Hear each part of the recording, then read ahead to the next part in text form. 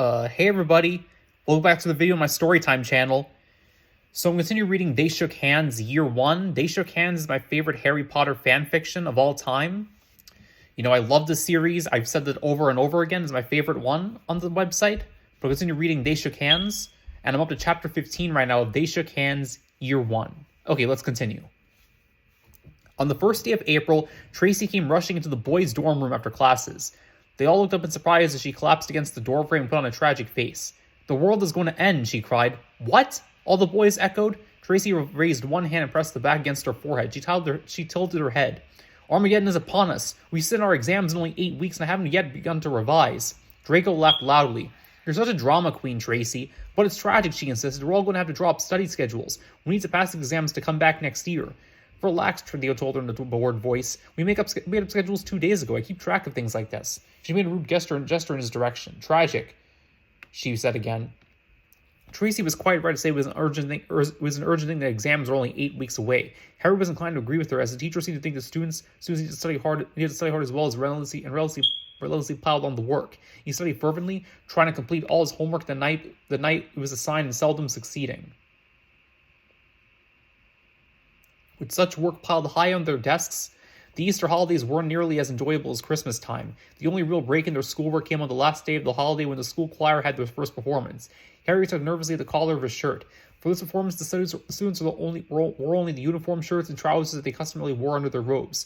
There were no house crests visible, and even the neckties in the house colors were absent. They were merely the Hogwarts school choir. The tables were pushed up against the rear wall of the great hall, and all the benches were lined up facing the steps that led up to the high table where the staff sat for meals. The choir waited in 2 lines up against each side wall. The Sorting Hat waited at the front on its stool. The bell tolled the hour, and a silence settled over the audience. The lights dimmed. Those at the back of the line would touch their wands to the candles they held and ignited the flame. That flame was passed from candle to candle, wick to wick, up to the line. When all the candles were lit, the choir took the stage. Without preamble, they launched into their first song, accompanied by a spooky piano that no one could see. As noble Sir Arthur one morning did ride, with his hounds at his feet and a sword by his side, he saw a fair maid sitting under a tree. He asked her name, and she said 'twas Molly. "O charming Molly, you my brother shall be. Draw the red wine for yourself and for me. I'll make you a lady so high in degree, if you will but love me, my charming Molly." The opening was strong and loud, with the boys' deeper voices carrying powerfully through the air. They sounded better than they ever had sounded in practice. It was the presence of the audience, Harry knew, and the pressure was on them to be great. "I'll give you fine ribbons, I'll give you fine rings, I'll give you fine jewels and many fine things. I'll give you a petticoat down to the knee, if you will but love me, my charming Molly. I'll have none of your ribbons and none of your rings, none of your jewels and other fine things. I've got a petticoat, suits my degree, and I'll never love a married man till his wife D." Harry felt good about what he was doing. The choir was not merely some collection of those who just happened could sing. Various components, the different voice parts, the different age groups, different houses, they all come together. They were into the song with feeling now, all to sing with heart and enthusiasm. "Oh, charming Molly, lend me then your penknife, and I will go home and I will kill my own wife. I'll kill my own wife and my bairnies 3, if you will but love me, my charming Molly. Oh, noble Sir Arthur, it must not be so. Go home to your wife and let nobody know. For 7 long years I'll wait upon thee, but I'll never love a married man till his wife D." The male voices alternated with the female voices. Back and forth they weaved together the tale of a love that was true but could not be fulfilled. It was a good story. By singing it, they gave it a haunting quality all on its own. Now 7 long years are gone and are past. The old woman went to her long home at last. The old woman died, and Sir Arthur was free, and he soon came according to charming Molly. Now charming Molly in her carriage doth ride, with her hounds at her feet and her lord by her side. Now all ye fair maids take a warning by me, and never let a love a merry man till his wife D. As the first song drew to a close, Harry could see Weasley at the back of the hall with a dark scowl on his face. He hadn't enjoyed the music, to judge from his expression. He was probably still hacked off, and the choir had sung a song with his parents' names in it. He turned away from the performance and stalked out of the hall. The air rang with their last note. Then the audience burst into thunderous applause. The Sorting Hat turned and bowed to them all. Thank you, said in a satisfied tone of voice. That was Sir Arthur and charming Molly, a traditional area from Northumbria. The Sir Arthur referred to is no less than a personage than Sir Arthur Hasselrig, the governor of Tynemouth Castle during the protectorate of Cromwell. The audience is silent now, having expected a history lesson. This next song is called "Blow Away the Morning Dew." There was a knight, both young and fair, came riding over the hill as he rode out one May morning to see what he could kill. Blow away the morning dew, dew in the dew, blow away the morning dew. He looked at high, he looked at low. He cast another look, and then he spied a pretty maid, bathing in the brook. Blow away the morning dew, dew in the dew, blow away the morning dew. As they launched into the second tune, a lot of Harry's nervousness had drained away. Their audience was enjoying the show, and that made him easier to perform well. The last 5 verses of the song came effortlessly, even the repetition of the chorus where the soprano's soloist's voices were soaring above the rest in a lilting coloratura. The song was very well received, and the applause bursts bounced off the walls. Harry found himself grinning. The choir was turning out to be a smash hit. The hat turned to bow, but did not speak. It turned back, and they launched into the next song. This is my father's world, and to my listening ears all nature sings, and round me rings the music of the spheres. This is my father's world. I rest me in the thought of rocks and trees, of skies and seas, his hand the wonders wrought. Harry had never been particularly religious. The Dursleys paid visits to the church, attending services on Christmas, Easter, and certain other holidays. Harry had been locked in his cupboard during those times, so he didn't have any clear theology. The song held little meaning for him. The applause for the semi-religious tune was fairly enthusiastic. The hound bowed deeply. This is my father's world, one of my favorite songs. It is an old traditional area with roots in the church, composed by Maltby D. Babcox. Our last selection for you is one that everyone may know, but I must ask you not to join in. The song is called Jerusalem, but we may know it as England's mountains green. And to those feet in ancient time, walk upon England's mountains green, and was the holy Lamb of God on England's pleasant pastures seen. And did the countless divine shine forth upon our clouded hills, and was Jerusalem builded here among these dark satanic mills. Bring me my bow of burning gold, bring me my arrow's desire, bring me my spear, O clouds unfold, bring my chariot of fire, I will not cease my mental fight, nor shall my sword sleep in my hand, until we have built Jerusalem in England's green and pleasant land. This last song was amazingly popular, and the applause went on and on. The hat turned, and they all bowed. People in the audience began to stand up, still applauding. Millie was grinning broadly. As people began to mix and mingle, Harry went up to her and gave her a hug. We did it, he cheered. Our choir success, she said. Her cheeks were rosy and bright. What a show it was. We sounded good, Daphne said, joining the conversation. Damn right we did, Pansy agreed. It was fun, too. Too right, Draco chimed in. Did you see Weasley storm out during our first song? He looked fit to be tied, that git. Theo laughed. Were you aware of his parents' names when you suggested the song in our first meeting, Tracy inquired. You appear to be deriving too much pleasure from this to have been ignorant. I knew, Theo said proudly. It was a simple matter, really. I just owled home and asked Father if I knew I'd be able to put the information to good use at some point.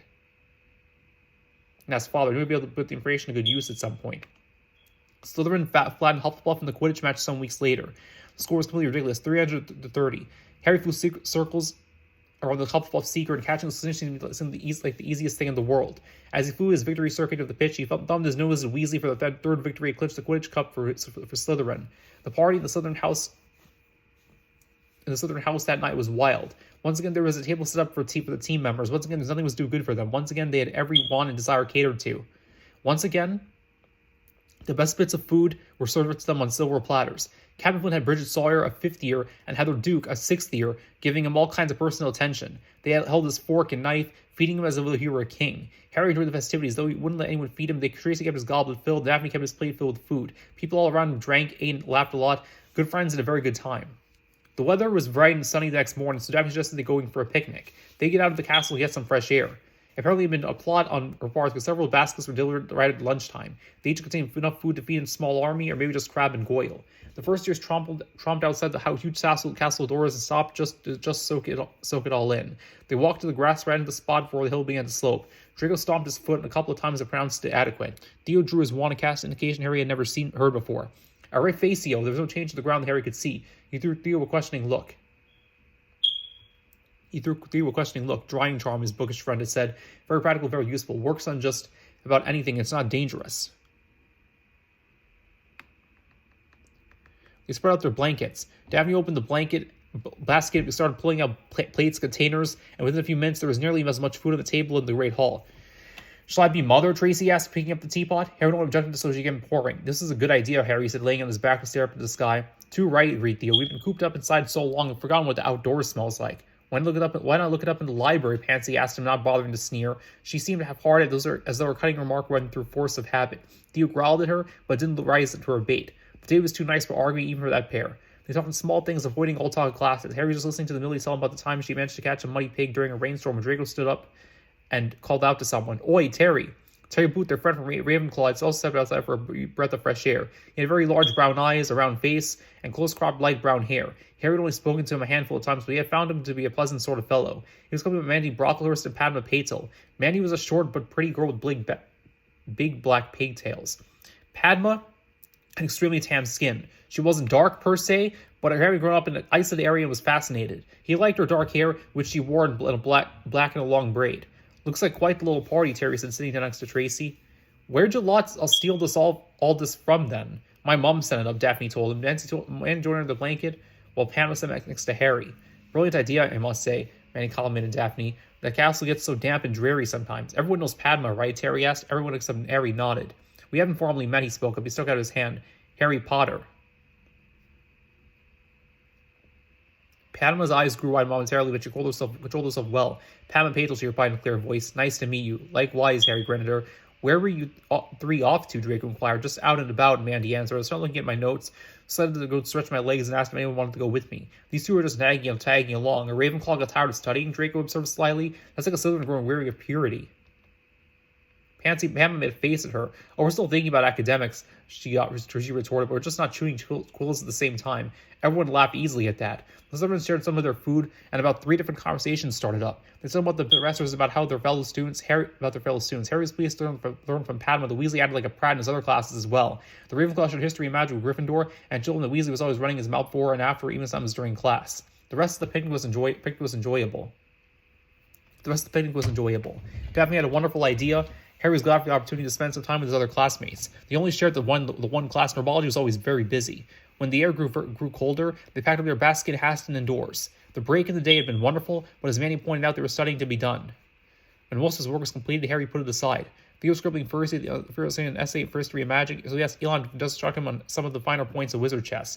Elon quickly showed his superiority to Draco, and even Theo, as he trounced Harry in a handful of moves, though half a dozen contests.